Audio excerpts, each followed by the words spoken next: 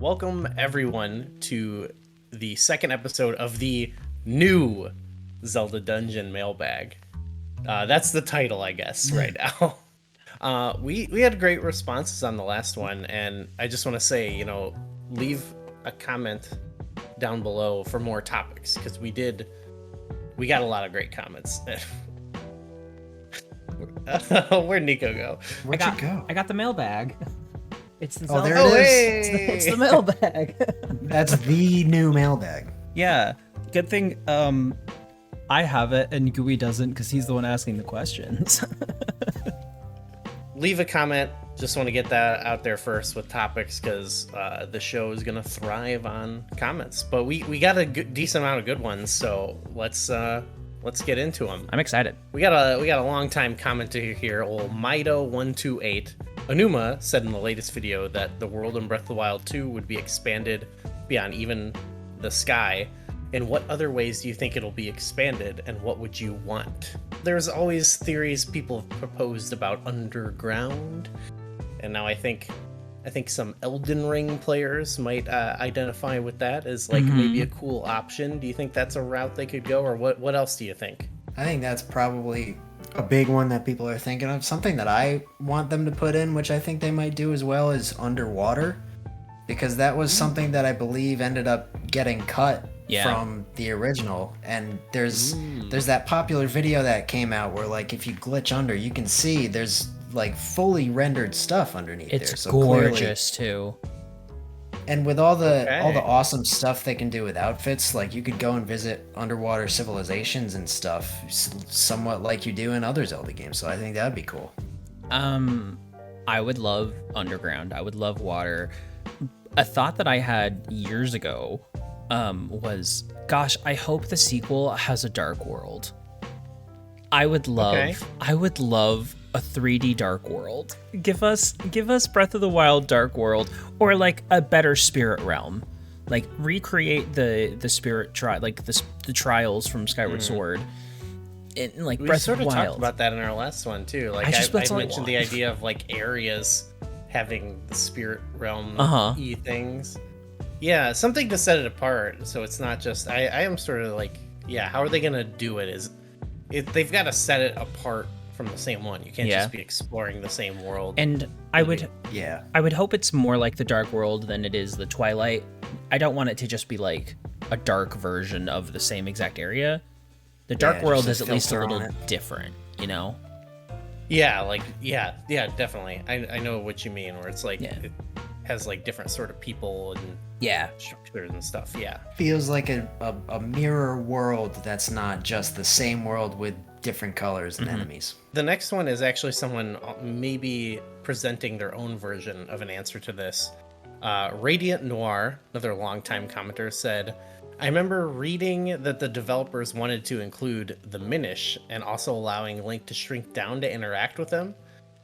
Would you want Breath of the Wild 2 to have Picori towns and settlements filled with NPCs and side quests, which would expand the world of Breath of the Wild? I would be so into that. Yeah, I don't know if anything would make me happier. That's great. It's one. There's a lot of stuff that it's like, when you're thinking of like how can they change the world, where you're like, you do to me, I immediately think of like what happens in other games. So I think of like Dark World, I think of other continents, like, where you travel other continents, or like time travel, stuff like that. And it's one where it's like, that sounds really cool. Like, did they say they wanted to do that? They did, yeah. There were assets you can see in creating a champion where they have like models for little small houses and stuff. Okay, so if that gives it some more credence, because when I sort of read like just that idea, I'm like, would they do that? But if they would, I would love that. I think that would be really cool, especially in 3D, to see like stuff towering over you would be pretty cool. Give us a water temple. Give us a water temple. Water temple. Yeah, and in the Minish Cap, when you shrink down, that's a relatively small game, and it's a 2D game. And just the amount that mechanic opens up the world of that small 2D game, imagine what they could do in a giant 3D world. Like the applications are almost limitless. It's wild. Oh, I wonder if it. I don't think. Personally, I think it would be very difficult to implement across the whole overworld. Like it might be. Yeah. I don't think it would segmented be. sections, but Yeah. yeah. I mean, it's a lot of stuff to render and process. Yeah. But Okay, one other Breath of the Wild one we have here, from the last video actually. P-Dog returns. P-Dog. Thanks for answering my question. One of the biggest things I wanted to see in the sequels is more enemies, but also Sidon, Riju, Teba, Yunobo, they kind of acted like companions. P-Dog had the companion question.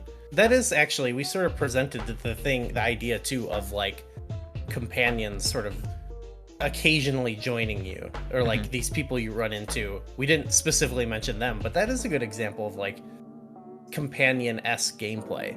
So P-Dog's question was like, with these characters specifically, how do you envision them like existing in the game, in the world? I could see, I do like that it's kind of each section where you meet up with the new champion, so to speak. That's where they come into the gameplay. And I think it would be neat if they still had kind of big character roles similar to that, but maybe they were used in similar scenarios, but not just confined to their space. Yeah. So maybe it could be almost like a animal companion flute type thing, where you get to an area that has a puzzle that needs to be accomplished with this companion. With this, like you call them on the Sheikah Slate, Yeah. you FaceTime them, and they're like, "Oh, Yeah. you're right there." they're like, "I'll be right there," or maybe it's worked into the plot somehow. But I like if they had more stuff not confined to their specific spot. I like that. I kind of think it'd be fun if you had him as like a summon. Like think Elden Okay. Ring or like Kingdom Hearts. Like imagine being able to just like summon Sidon into a battle. And it's almost like, That'd be tight. we have the original, Yeah. like we have the blessings and the abilities of the past champions. So it would be kind of interesting if the new champions sort of like started developing their own abilities. Like Yunobo has Daruk's protection, but what if he was able to like come up with his own thing, and then we get to summon him so we can use his special power? Yeah. Stuff like that would be really cool. I have a combined sort of thing of what you guys were saying. Like Corey was saying, it'd be cool if there was certain sections where it would be beneficial to have them, and you could call them up. And what that this is something unlikely, but it sounds like a cool idea to me, is you can call them up and play as them. And it's sort of like Majora's Mask, where I like that. you're not maybe you're not inhabiting them, but you're taking control of them, like Wind Waker. But now, all of a sudden, in this part of the overworld, you can like smash stuff as Yunobo, or like fly up somewhere as Rivali. Like the game does not seem like it's gonna do that, but that just sounds like a fun thing to me. Like Mario Odyssey your way through the game. Yeah, they give Link a big hat. Yeah, you Yeah, you have throw your hat on Yunobo, and you are throw the Yunobo. giant Link hat at somebody, and they're like, "What?" You're like, what do you mean? That Mario? I've never heard of it. We got one more, I think that was pretty good. It's actually not specifically Breath of the Wild related, which is fine. But James Russo mentions the idea of replayability of in games, and scope of complexity, and what brings him going back to games over and over, and that makes the game rate higher on his list. But he was asking us, how important is your desire to replay a game affect where you place it on your Zelda game rankings? For me, actually, I think it does affect it. It affects it pretty good, because there's a lot of games where I played it one time and I thought, wow, that's great, and then it's less of like there is an element of like playing certain parts are like kind of a slog, and is like, oh, I don't want to play this again. But it's also sort of a thing of like replaying certain things and noticing more, and like that affects the replayability for me. And so there's certain games where it's like the more I play it, the more I get out of it. And sometimes that is like because it's just fun to play. Sometimes it's because you get better at it. Like for me, like the original Legend of Zelda, the more I played it, the more I got better at it, and I was more able to appreciate other things. But then sometimes it's on the flip side where there's like specific parts I don't like to play. What about you guys?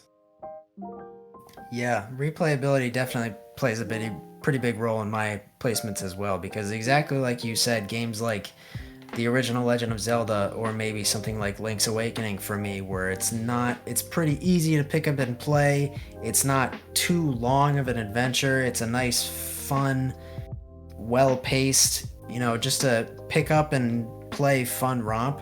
Those types of games I often find myself playing more of lately, or games that generally have more freedom with the order that you can do things. And on the flip side of that, you have games like Twilight Princess or Skyward Sword, which are awesome in their own right, but I would be much less likely to start a new playthrough of those because I know it's a whole ordeal what I'm getting into. This, I'm going to have to do this is going to take longer, and that can even affect my desire to play the game even when I'm in the middle of a playthrough. Does it affect like when you're like removed from it, do you think it affects like this game is better than this game?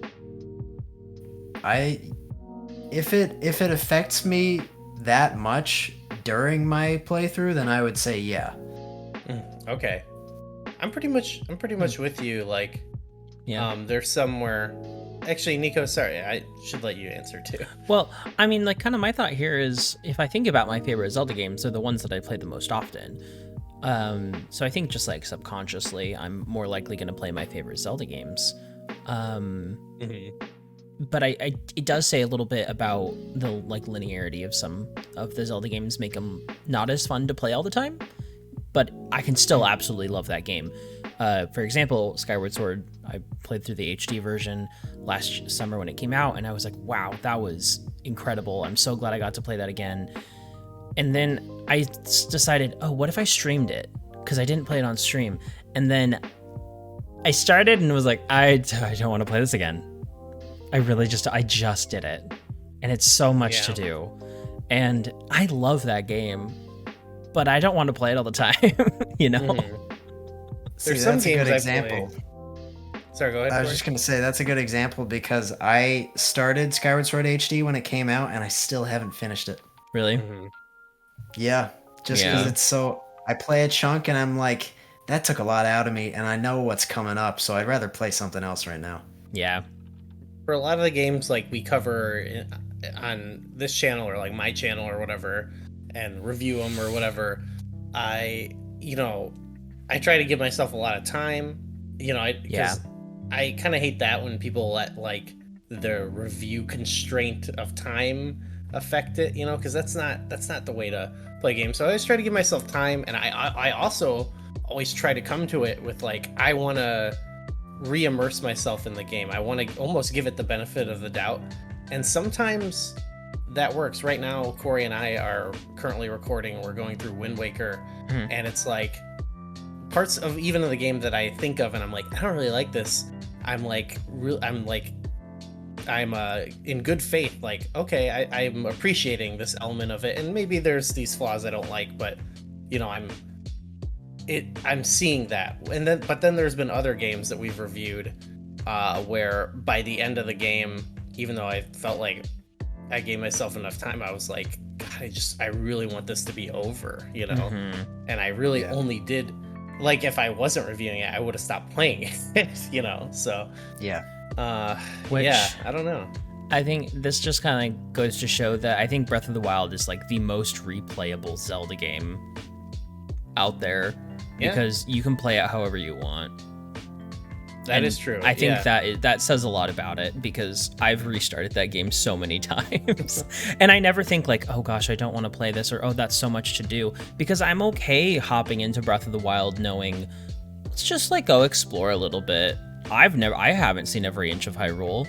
Gosh, That one has a feeling. Played that a lot it's, though. It's a thing I'm experiencing a little bit in Elden Ring right now, where I'm like, I have so much left to go.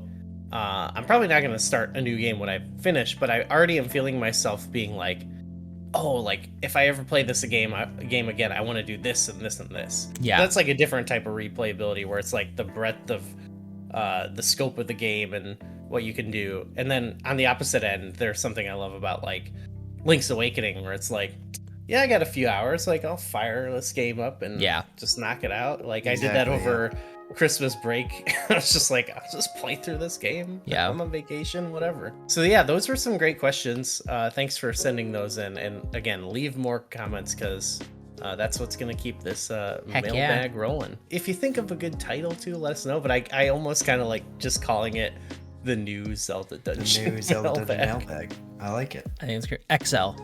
XL. And Knuckles. All right, well, and with that, we will see y'all in the next one. See ya.